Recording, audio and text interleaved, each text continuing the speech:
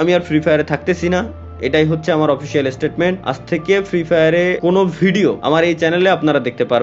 मैंने इस गेम को तो मुझे खेलना ही नहीं है। अगर आप मेरी जगह होते तो कमेंट में जरूर बताना क्या अगर एडमिन वाले सोचते जो भाई जो सैलरी हम लोग को दे रहा है यही चीज होता है। यूट्यूबर बात अगर एडमिन सुनता तो ये गेम की नौबत ही नहीं आती। ठीक है, अगर हम लोग कुछ यूट्यूबर मिलकर टूर्नामेंट करते तो नहीं होता कि नहीं चलती स्पोर्ट, चलता। करने वाला कौन है? कोई नहीं। बिकने वाला कौन है? हम लोग, सारे लोग बिकने वाले हैं हम लोग। कैसे होगा गेम सही?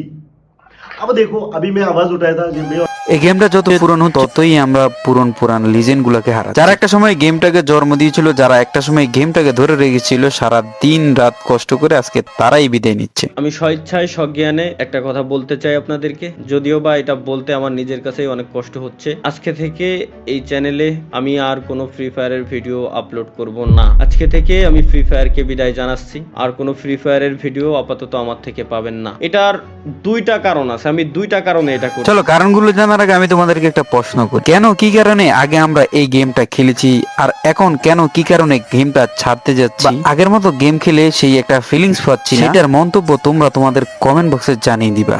না, আমি অ্যাজ এ ইন্ডিভিজুয়াল গেমার হিসেবে বলতেছি, গেমের ভিতরে প্রচুর পরিমাণে হ্যাকার, যেটা আপনারা শুনতে শুনতে বিরক্ত এবং আমি নিজেও বিরক্ত। আপনারা সাধারণ একটা জিনিস শুধুমাত্র ভাবেন, ভাই এই গেমটা আসছে 1 বছর 2 বছর না, বা 3 বছর 4 বছরও না, 8-9 বছরের বেশি হয়ে গেছে এই গেমটা চলে আসছে। এখনো পর্যন্ত এই হ্যাকারদের উপরে কোনো স্টেপই নিতে পারলাম না। আমি যদি একই সাথে কম্পিট করি পাবজি ফ্রি ফায়ার দুইটাই অলওয়েজ কম্পিটিশনে থাকে, যে কে কার আগে যাবে সবসময়। পাবজিতে এই হ্যাকার নিয়ে অনেক আগে থেকে তারা স্টেপ নিয়ে নিছে। ইভেন পিসি প্লেয়ার যারা আছে পাবজির, পিসিতেও তারা হ্যাক ইউজ করতে পারে না। বাট ফ্রি ফায়ারে কেন এই স্টেপটা নেওয়া হয় না? এই হ্যাকের কোডগুলো সেল করে কারা, এটা বলতে পারবেন আমাকে? যাই হোক ভাই, এগুলো দেখতে দেখতে বলতে বলতে বিরক্ত। এর ভিতরে দোষ আসলে তালা ভাইয়ের প্রথম একটা কারণ হচ্ছে উনি গেম ছেড়ে দিচ্ছে হ্যাকারের কারণ। একটা গেমে এত কিছু ভালো থাকার পরে, এত ভালো ভালো ইভেন্ট দেওয়ার পর, এত ভালো ভালো কিছু উপহার দেওয়ার পর এখন পর্যন্ত কেন তারা হ্যাকার মুক্ত একটা ফ্রি ফায়ার তৈরি করতে পারলো না? ফ্রি ফায়ারের এই একটা ব্যর্থ রয়ে গেছে, যার কারণে এই ফ্রি ফায়ার গেমটা সবাই এখন আস্তে আস্তে ছেড়ে দিচ্ছে। সবাই কিন্তু এখন মুভ করতেছে অন্যান্য নতুন ব্যাটল রয়্যাল গেমের ভিতরে।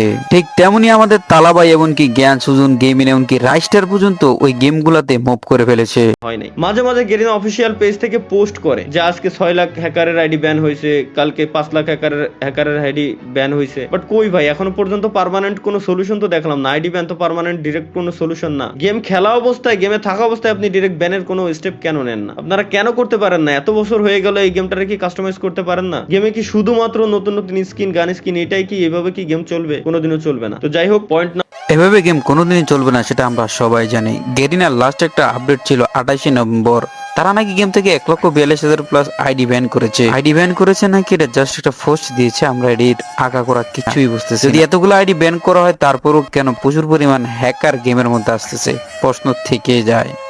সেটা হচ্ছে আমি আমার নেক্সট জেনারেশনের কথা চিন্তা করি। অলরেডি জেনজির পর আরো একটা জেনারেশন চলে আসছে অলরেডি। আপনি মানেন আর না মানেন, জানেন আর না জানেন, অলরেডি নতুন আরো একটা জেনারেশন আছে, যে জেনারেশন বর্তমানে ফ্রি ফায়ার প্রচুর পরিমাণে খেলতেছে। খেলুক, এতে আমার কোনো দুঃখ নাই, কোনো কষ্ট নাই। বাট একটা জিনিস আপনারা শুধু একটু ভাবেন, পয়েন্টগুলো জাস্ট নোটিস করেন।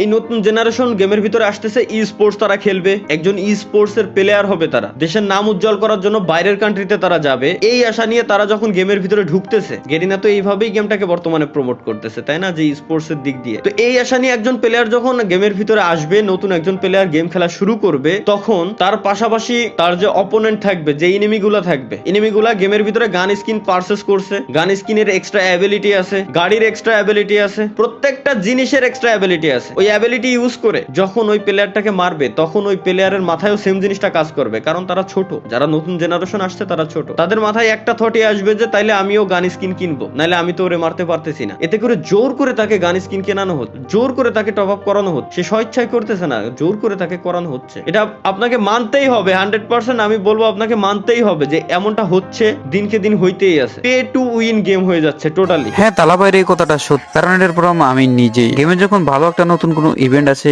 আমার অনেক ছোট ভাই ব্রাদার আমার কাছে কিন্তু টপ আপ চায়, হয়তো ভালোবেসে দিই, কারণ না হলে তারা অন্য কোনো রাস্তা বেছে নিবে। ওকে অলরাইট গ্যাস, ভিডিও শুরুতে আমি কিন্তু জ্ঞান ভাইয়ের একটি ক্লিপ দিয়েছিলাম। তো এই ভিডিওতে হয়তো জ্ঞান ভাইকে নিয়ে তেমন বেশি কথা বলবো না, কারণ রিসেন্টলি বাংলাদেশ ছেড়ে ইন্ডিয়াতে কিন্তু এই হ্যাক ইস্যু নিয়ে অনেক প্রচুর পরিমাণ ট্রল চলতেছে, কারণ গেমে প্রচুর পরিমাণে কিন্তু হ্যাকার পড়তেছে, যে কারণে রাইস্টার এমনকি জ্ঞান গেমিং অন্য একটা গেমে মুভ করেছে ফ্রি ফায়ার। এই বিষয় নিয়ে অনেক কন্ট্রোভার্সি হইতেছে, তো আমরা সেটা জানি। তো ইনশাআল্লাহ এই বিষয়ে একটা ইন ডিটেইলস ভিডিও আসতেছে সামনে। তো যাই হোক, এই ছিল আমাদের আজকের ভিডিও ভালো লাগলে অবশ্যই লাইক করে চ্যানেলটাকে সাবস্ক্রাইব করে দিবা। আর হ্যাঁ, অবশ্যই প্রত্যেকটা ভিডিওর কমেন্ট সেকশনে আমি দেখতে চাই #remove hacker।